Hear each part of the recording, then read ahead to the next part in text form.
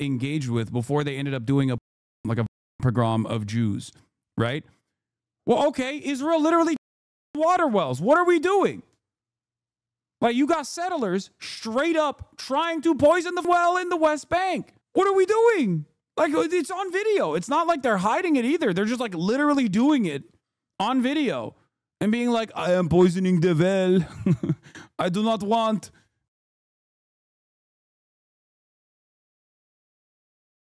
The West Bank is central to the conflict between Palestine and Israel. For Palestinians, it is basically at the heart of what would be a Palestinian state. I told you 3 times, this is military territory. Please turn around, turn off the camera and go away. So we're being filmed now. They watch us right now. This is the order. Understand? 3 minutes. That's all. Okay, I understand. Goodbye. So many Israelis, though, they believe that the West Bank should actually belong to Israel, particularly on the right. They actually want to annex the whole of the West Bank. First, let's get the facts straight. There is no such thing as a Palestinian people. Recently, countries like the United Kingdom and France have indicated a willingness to recognize the state of Palestine. That would be, if it worked, the two-state solution. The question, though, is it even possible? We're in Hebron, a major Palestinian city in the West Bank, where Israeli soldiers have arrived to shut down part of the town. Yeah.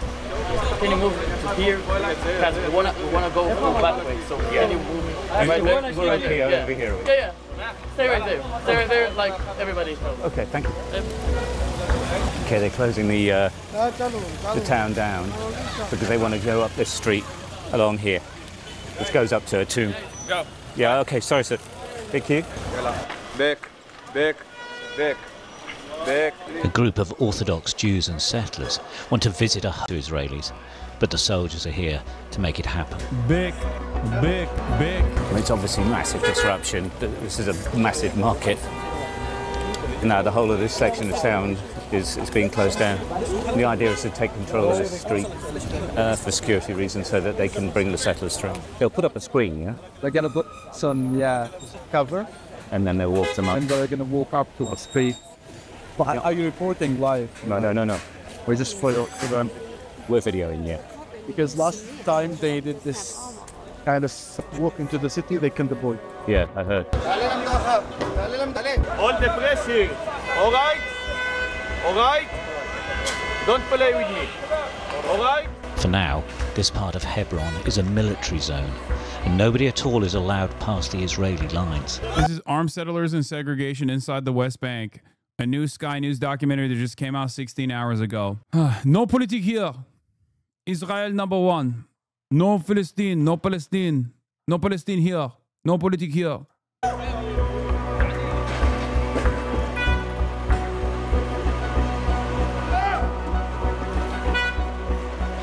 Bro, they do this shit so much. It's like these things are marginal in comparison to, like, obviously the death and destruction campaign in Gaza. But this is a part of everyday existence for Palestinians in the occupied West Bank. These guys are, one, illegally occupying the West Bank, for the record. And they do this shit on a daily basis. If you like, there are a million videos like this where they just like go into a storefront and just get up and demand the phones of every single Palestinian there. They go through their social media to look for things that they can find that they can arrest them on, like any sort of sympathy or any sort of like mention. These are images not dissimilar to the Gestapo harassing random citizens and packing up Jewish people in Nazi Germany.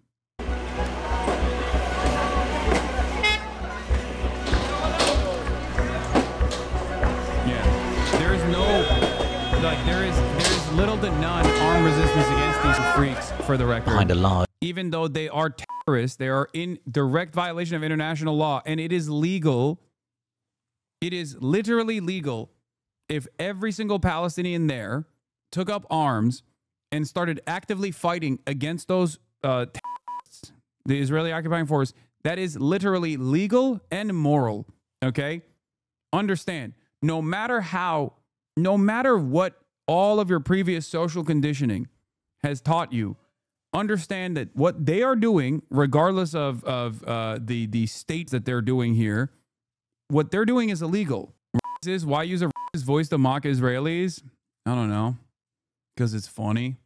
They're doing it. Does that hurt your feelings? I agree with you, but I don't think legality is the issue. No, I'm just explaining to people that like what they think is legal is obviously seeing armed military, members of the state, members of the military, members of the police force.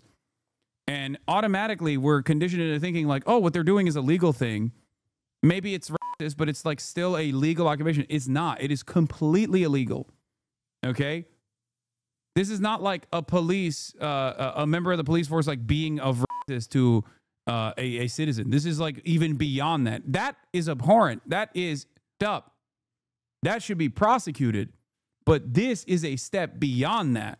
Green screen, the visitors arrive in small groups to look at a tomb up the street. The Palestinian city of Hebron is in what is known as Area A of the West Bank. It means it's technically under the full control of the... That chatter literally said, why you no love Israel? You are being like, why use a racist voice to mock Israelis? I don't know, because it's a Nazi country doing Nazi shit. You're like a German that comes in here and gets in their feelings when I'm doing like a bad German accent. Is it an F? What happened? Palestinian Authority. But everyone here says the presence of Israeli soldiers and settlers is designed to make a point, to emphasize who's really in charge. This is a journey around the West Bank, and inevitably it starts at the wall separating Israel from its Palestinian neighbors. It is imposing and is in many ways a symbol of Israel's desire to segregate the people who live on the other side from them. The wall was built over 2 decades ago to stop Palestinian terror attacks inside Israel after a wave of... But there is more than a wall to all of this. The West Bank and its people would make up the lion's share of a Palestinian state if one were to be recognized. Geographically, it's on the west bank of the River Jordan, which is where it gets its name from. Current political leadership in Israel does not want a Palestinian state, and the Israeli parliament just approved a motion to annex the West Bank. It doesn't necessarily mean it'll happen, but it shows the thinking. Like any kind of that Israeli settlers or the Israeli military experiences in the West Bank is literally legal, okay? It is legal resistance against an occupying military force. I cannot repeat this enough. Just like any kind of the Israeli occupying force experiences in the Gaza Strip is actually, once again, totally legal and totally moral resistance by the Palestinians. Doesn't matter if they're the Al-Aqsa Brigade, doesn't matter if they're a part of the Palestinian Islamic Jihad, doesn't matter if they're DFLP, PFLP, or even former Fatah militants, okay? It is perfectly legal, perfectly valid, and perfectly moral, okay?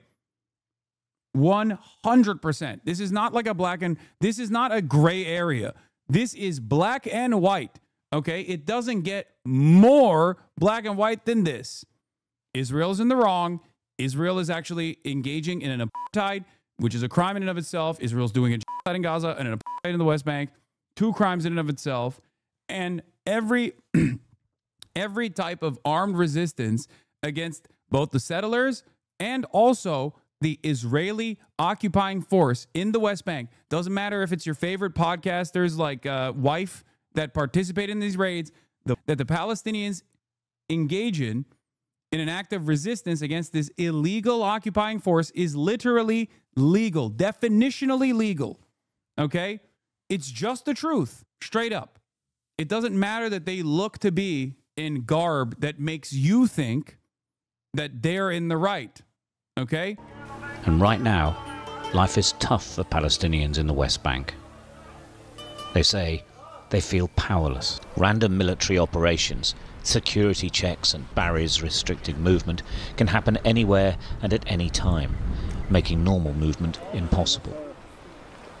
There's the continuous threat of attacks by settlers who believe the land is theirs, and roads to villages and towns are barricaded. The building of iron gates that close off vehicle entry and exit to Palestinian communities has dramatically increased since the October the 7th Hamas attacks on Israel that led to this, monitored 24 hours a day.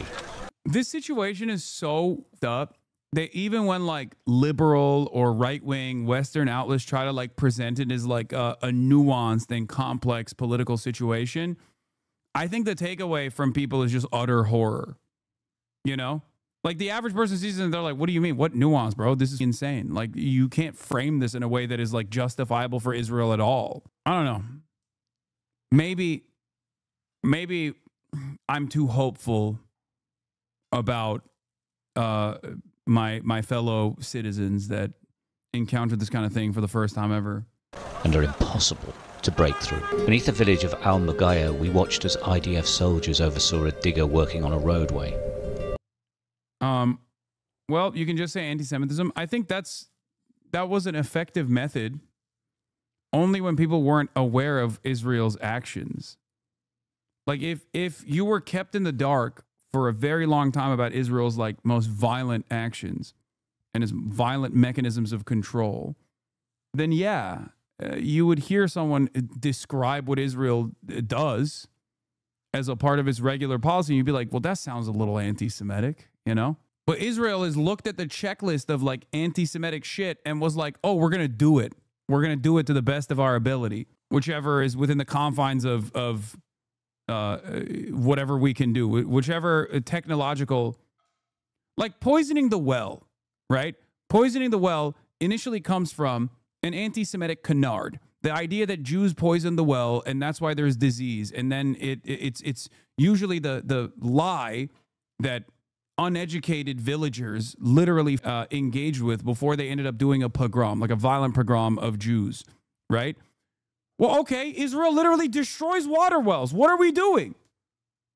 Like, you got settlers straight up trying to poison the well in the West Bank. What are we doing? Like, it's on video. It's not like they're hiding it either. They're just like literally doing it on video and being like, I am poisoning the well. I do not want Palestinians to drink water. They are terror. This is my land. They're not hiding it. They're gloating. And a new barrier gate being moved back of a lorry. My name's Stuart Ramsey. I'm a reporter for Sky News in England. Okay, and what's the problem here? No problem, we were just going to go up to the village, but I can see obviously you're putting in a barrier. Not now. Okay, so no, it's a military territory, so please turn around and go away. Okay. Could you just explain though, are you putting in a new gate? This is classified. Please turn around and go away. Okay. Thank you very much. All right, we'll just be up here. No, so please turn off the camera, turn around and go away. Thank you very much. Okay, but Listen, I told you 3 times, this is military territory. Please turn around, turn off the camera and go away. All right. Can I go to the village though? No, you can't. Is there another way round? Maybe, I don't know. Okay, I'll leave you at that then. Thank you very much. Goodbye. Turn off the camera. Well, obviously there's another gate being built, as simple as that. They're going to get shot at, like, eventually. We expected them to be because these bitch asses, they're getting way more cocky, too. Friendly, or at least unpleasant. They're always so skittish and wimpy with these checkpoints, almost like they're shamed. I don't know if they're ashamed. I think they're just pussies in general. Only a weakling would do this kind of thing to a captive population. They're cowardly little monsters, the worst kind. Go away. Go away, please. About it, I suppose they've been reasonable, but that's what happens all over the West Bank. These villages, Palestinian villages. I don't think those have the capacity to feel shame, bro. Like, I'm gonna be honest. Back, go back, go back. As you can see behind me, get cut off by gates, and that'll be closed, and access in and out is totally controlled. But as we've seen before, it gets described as a military area, and therefore you've got no options, because when they say it's a military area, that's it, you're out. Just as security checks and barrier gates have increased since October the 7th, turn off the camera. so I would like the to shoot you. expansion of settler outposts. Please. It often starts with a land grab and a flag, then the building of temporary accommodation, and later they develop into whole towns, heavily guarded and dominating the landscape. I wanted to meet Mohammed Robin, a Palestinian man I'd read about who'd had his land taken off him. So Mohammed went to work one morning, came back and told he couldn't go back to his house. Now going to follow him, see where he is. Settlers have taken everything apparently from inside the house as well, which is fairly common. But we're going to follow him and see what it's at. He's taking us to the only place, he says, we can still see his land from without getting into trouble. It's off the main road, on gravel and dirt tracks leading to a windy hilltop. That's his land. Yeah. Where is the cars are standing now, and they also take over there another 2 dunams. How long have you been here? قديش إلك كان أنت؟ عايش هذه الارض بالدار من سنه 52 سيدي بناها وبكت يعني فيش فيها زيتون يعني فيها اكيد حوالي 500 عرق زيتون. This land built by his grandfather from 52 and they have olive trees on it. وابويا زي ما تقول ضل عم يعني استاذ هو بكى بس شيد عم في المسار اننا نعمر. His father was a teacher and supporting with money so we can invest on it. Yeah. There's movement down below and we realise we've been spotted. Oh, here come the No Politik here brigade. Israel's a wonderful, multi-faceted, multicultural country, which is why I'm always wondering, like, what variant of native Levantine accent I'm going to hear out of the mouths of these dipshits. You know what I mean? You can have the classic No Politik here accent, or you can have a Brooklynite. There's only 2 ways it goes, though. Aside from the Hebrew accent, you're only going to hear an American hog variant or a Russian hog variant. One or the other. Let's see. How are you? Do you speak English? جاء على البيت. كان يستلبس بريتي. جاء على البيت عندي على الأرض. شو المشكلة يعني؟ إيش؟ We've just come up here because Mohammed's saying that you're onto his land and he's wondering if he's going to get it back. Well, we've introduced ourselves, but I think they're trying to go back down, probably because we're here. They're not making much action, but of course these settlers are armed. Not quite sure if they're heading back or what they're going to do now. Haven't seemed to want to talk very much. They barely speak, they just check out our cars. We don't know if they're soldiers or settlers or both. They don't identify themselves. What? They're not soldiers, bro. They're settlers. It's a distinction without a difference in the West Bank, but the soldiers have way more gear. They went non-verbal. One returns to the small holding, the other waits. We decide to leave. Hi, Daniel. Hi, how are you? Very good. How are you? Good. Nice to meet you. Nice to meet you. Stuart Ramsey. Daniel Winston. Nice to meet you. Thanks for coming. Where are you going to take us, Daniel? I'm going to take you up to Har Kabir. Let's come out of the street though so you don't get hit. I'm going to take you up to Har Kabir. It's the mountain that overlooks the valley of Tirzah where the Jewish people first came into the land of Israel with Joshua at the end of the 5 books of Moses and the beginning of the rest of the Bible. Okay, great. Okay? Let's go. You going to come with me in the car? Yeah. Okay, good. Thank Let's you. go. Daniel Winston is from Chicago, but he's lived here in Israel for over 25 years. I've chosen to live in the West Bank, Judean Samaria, truly out of a biblical imperative to make this happen and make it happen better, even though the entire world has this mythology around it being occupied territory and being the so-called the land of the Palestinians. Daniel, his wife and 10 children live in Yitzhar settlement. It's considered one of the most hardcore settler communities. But we weren't allowed to meet him there, so he's taking us to a lookout point in another settlement. Is there an argument for saying, regardless of those legal definitions, that for many Palestinians living here in the West Bank, that they do feel that they live under a law of apartheid and that they are discriminated against? There's complete control over movement, there's a lack of freedom of movement, and people, settlers, take land that they have occupied themselves for generations. Yeah, let's talk about each of those things, and I'll try to keep order. First of all, I have no doubt that the Arabs that live here have lots of feelings about lots of things that are going on. I'm not going to, even though I'm a therapist, I'm not going to address those feelings because I'm much more interested in the facts. Afterwards, if we want to have a discussion, we can sit around and we can have some coffee, sit around a campfire and talk about their feelings. But first, let's get the facts straight. The facts are there is no such thing as a Palestinian people. In the historical record, Palestine and the Palestinians does not exist. Just a second. Hi, Achi, manishma. Kol beseder. Ani mitzar. מנסה להביא אותם קצת דברים מעניינים. תודה. Have a clear ideological bent. Daniel leads me down a path overlooking a valley in the West Bank. He and the Israeli government call it by its biblical name, Judea and Samaria. Daniel says this valley is where Joshua led the Israelites to the Promised Land, according to the scriptures.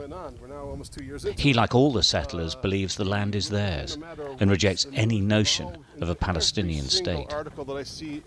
I'm not angry. I'm not one of Nation states is a relatively new concept in the long history of mankind. So it's really funny that he's like, well, the only states that exist are states that are in the Bible. Okay, America doesn't exist then. Like, what are you talking about? It's so stupid. those frothing at the mouth of the settlers who are going to like yell and scream and like, you know, start throwing things at you because I don't like what you're saying. I don't like what you're saying because what you're saying is wrong. It is not consistent with a historical record. There was never a Palestinian state. Even if I were to say, okay, well, these poor people, they have to do something. They have to go somewhere. And I would say, well, not on my account, not on my watch, because not only is it not only is it inimical to my essential national interest of settling the entire land of Israel, it's also an intrinsic danger, a clear and present danger to our physical survival. Nazi. Daniel struck me as well-mannered and well-read, but his views on the modern day, like many of the settlers, are thousands of years old. Really? That's the only thing you got on his views on the... to a Jewish Nazi. These guys have this seeming inability to recognize that, like, the person that they're talking to is a neo-Nazi, you know? The fact that this is a therapist with a gun didn't even ring any alarm bells in this person's mind, seemingly. Khalil Hathaleen greets a family friend who's come to pay his respects. His brother's been shot dead, allegedly by a settler. We're in the village of al-Kir, where Palestinian villagers confronted an Israeli digger driver on Palestinian land adjacent to a settler town. 35-year-old Auda Athlin was killed as the mourners gather. The Israeli army moves in. Sir, can you explain why we have to leave? I'm sorry? Please explain in English. English. תתרגמו, אני בטוח שתמצאו מישהו שיתרגם את הדברים שלי מצוין. To keep the peace quiet. It does seem quite... That knows English, okay? Let me tell you. Second most common language in Israel. Third is Russian. Almost all Israelis speak English, okay? Some of them are directly from England or America, but that's besides the point. Yes. In Israel, the most commonly spoken language obviously is Hebrew. Second most common is English. And the third most common is Russian. Yeah. They came from South Africa, America, England. Quite at the moment, I would say. אוקיי, להוציא אותה מפה וללכת מעבר לרכב הלבן שחונה שם. עכשיו. Why are you playing this Hasbara nonsense? Isn't there a documentary from the true Palestinian point of view that you play to your viewers to learn the truth? What? First of all, I cover Hasbara on a daily fucking basis. And part of the reason why I'm showing this is because despite the fact that this guy's trying to engage in like some wishy-washy both sides bullshit here, the inhumanity is so clear that like your takeaway will never be pro-Israeli at any point. עכשיו, כל מי שלא תושב המקום, לקום, לקחת את הרכבים ולהוציא אותם מחוץ ליישוב. They give everyone who doesn't live here 10 minutes to leave or risk arrest. Many of these journalists are Israeli, and they argue the illegal. לא תתפזר, תהיה עצור. אתה רוצה להיות עצור? Soldiers enter the family area of the village. They're looking for foreign activists and anyone else to clear. 3 minutes, you need to go from here. Okay. Unless you want to be arrested, okay? But why? Just, this is the order. Understand? 3 minutes. That's all. Okay, I understand. Goodbye. So can you explain to me, though, and you, but can you explain to me why? We're journalists, sir.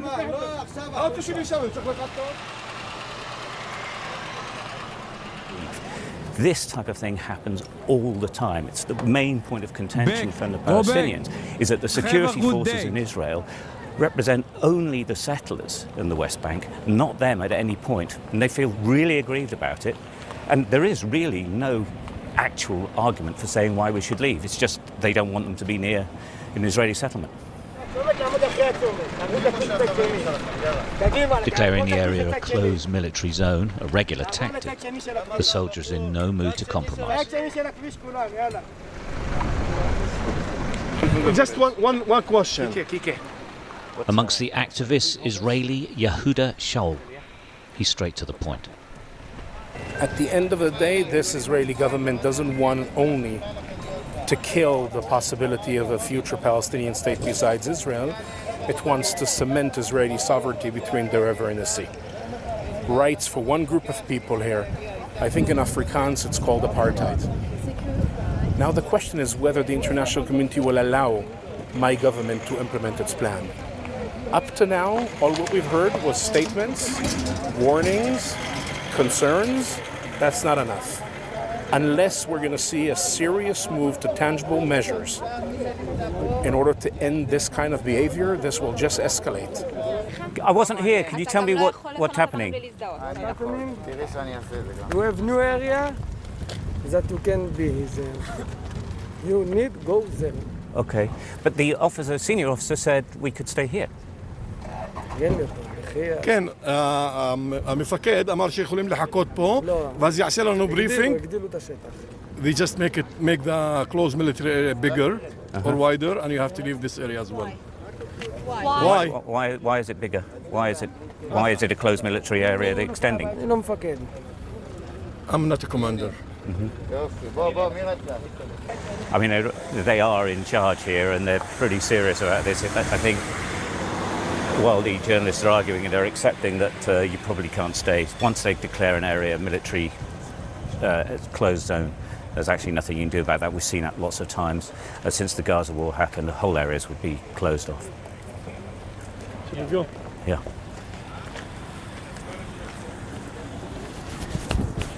You took the guy name and title or what? What he's doing? Sorry. That's crazy. The soldiers throw blast bombs and try to clear everyone out.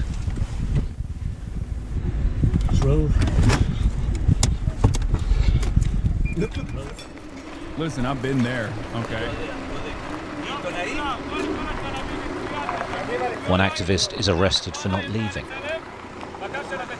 Told you they get shot at.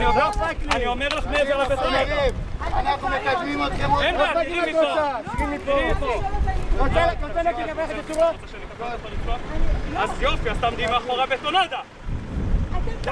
תקשיבי, מה? את לא מבינה מה אני אומר לך? Her friend attempts to reach her and she's arrested too. בוא, תסתכלי עליי.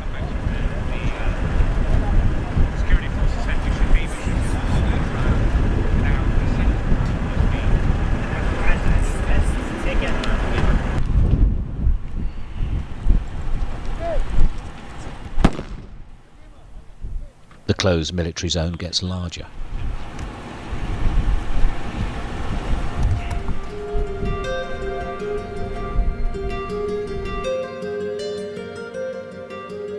There's been so much conflict between Israelis and Palestinians that the maps of it have been bound into an atlas. Britain is one country threatening to recognise the state of Palestine and is calling for a two-state solution, where Israel and Palestine live side by side. Even if it's not true, even if the idea is good. I've come to meet Yossi Belin, who's one of the architects of the original plan. He's a rare voice of optimism. He's also a voice of warning to Israel. If you don't want to solve the Israeli-Palestinian problem, you will always have good enough reasons on both sides why never to do that. But if you want to solve the problem, you will solve it. Are we getting to a tipping point whereby you just can't have a two-state solution because there's too many there, too many who won't agree, and no sort of pan-nation support for it? Do we get to a point where it can't happen? We are in a situation whereby both sides need the two-state solution badly. The Palestinians, because this is the only way for them to fulfill their vision of self-determination.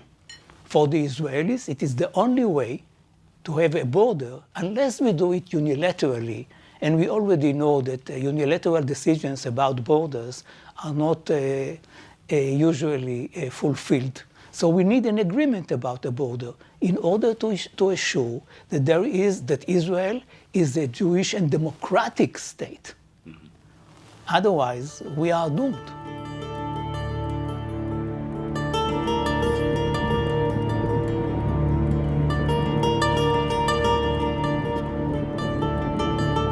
I'd heard about Sinjar, a Palestinian town, I was told, that was cut off from the outside world. It isn't yet completely surrounded, but a 5-meter high metal fence around its eastern edge indicates the direction it's going. We enter the town on a small road that is the only exit and entry now available to the 8,000 residents. The main entry point has been permanently shut by the Israeli army. We stop to check we're on the right road.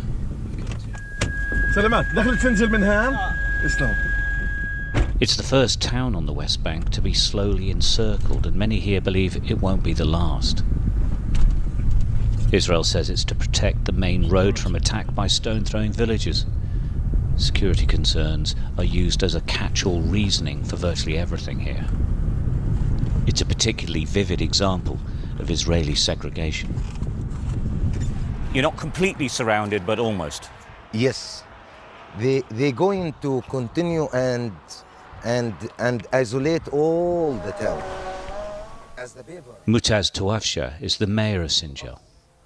He tells me people who live here have two big issues. One is settlers, and the other is the fence and barricaded gates. This is the main entrance. Okay, so this is a main gate into your town, but also to other people Yes, as well. yes. This is the main entrance for 22,000 people from Sinjar. Jesus Christ. Jilijliya, Abwain, Arura, Mazar al-Nubani. They close it on October 7. We have, by the way, we have the gate before October 7. Right. And they open it and close it as the army like. When it wants. But now this is just permanently shut. They not open it from October 7. Close. If you broke the lock, what would they do? They have cameras over there. All right. You will see it, and they're gonna come and take you. So we're being filmed now. Yes. Of course. They watch us right now. As we chatted, it became clear that that other big issue, the settlers, is in many ways more dangerous to them. The mayor showed us what he filmed when a farm on the edge of town was attacked by settlers. The farm building was ransacked and later set on fire by a large group. And later, sheep and goats are seen being herded away from the farm by settlers. He took me to where he filmed from. Everybody try to go over there, they're gonna be at the dangerous zone. And so literally, if we were to walk up that hill, we would be in danger straight away? Yes, sure. Are they watching now? If you just try to go close to the settler, you will see them. They're gonna come and start to attack you. It's crazy. They talk about across the West Bank. They behave like animals. You're literally talking about these dudes like they're a pack of like, which is true. I mean, they do behave like rabid animals. And particularly here in the Jordan Valley, the landscape is scarred with the remains of destroyed Palestinian villages, emptied out after attacks by Israeli settlers. Through this dry, arid landscape, we arrive at one of the latest villages to be attacked and burnt out.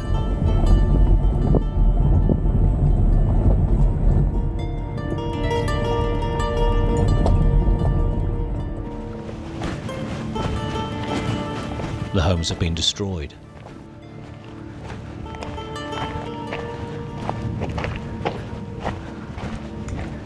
The community abandoning their houses to the elements.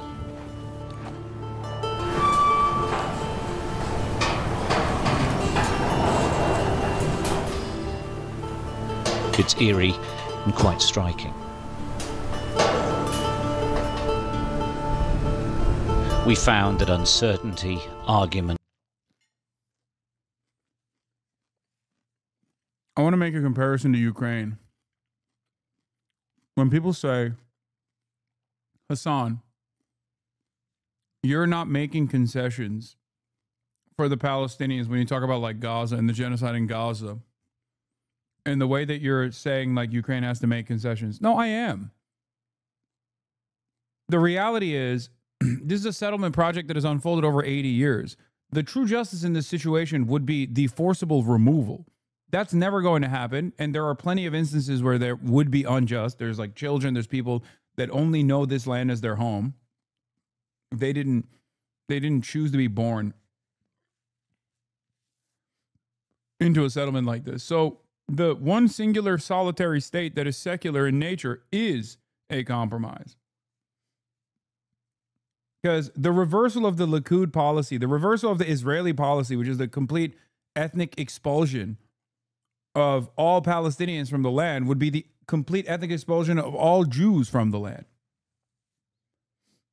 That's not an argument that I'm presenting. That is an argument some people advocate for. I'm not one of those people. Okay? But that would be the no concessions, no holds barred, only Palestine and nothing else counter.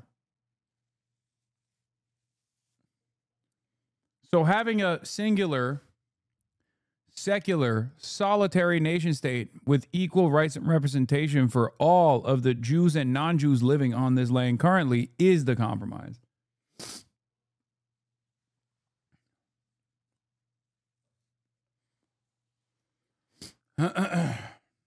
How do I explain that criticizing Israel isn't anti-Semitic, but being anti-Semitic because of what Israel is doing isn't okay? I mean, you ask them, is this putting the blame squarely on the shoulder of Jews that are, many of which are anti-Zionist?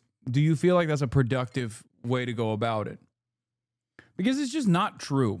That in its simplest terms, anti-Semitism is a harmful bigotry. It's hateful. It's violent when implemented.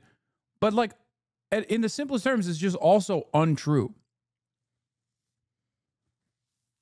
It's no different than saying ISIS is doing all of this shit for Islam. And if you criticize Islam or you criticize ISIS, you're criticizing Islam. You're Islamophobic.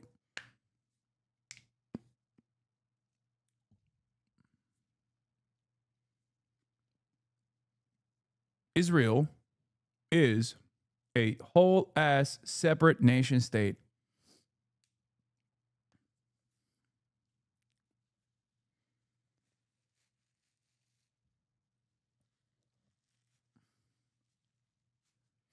That's it.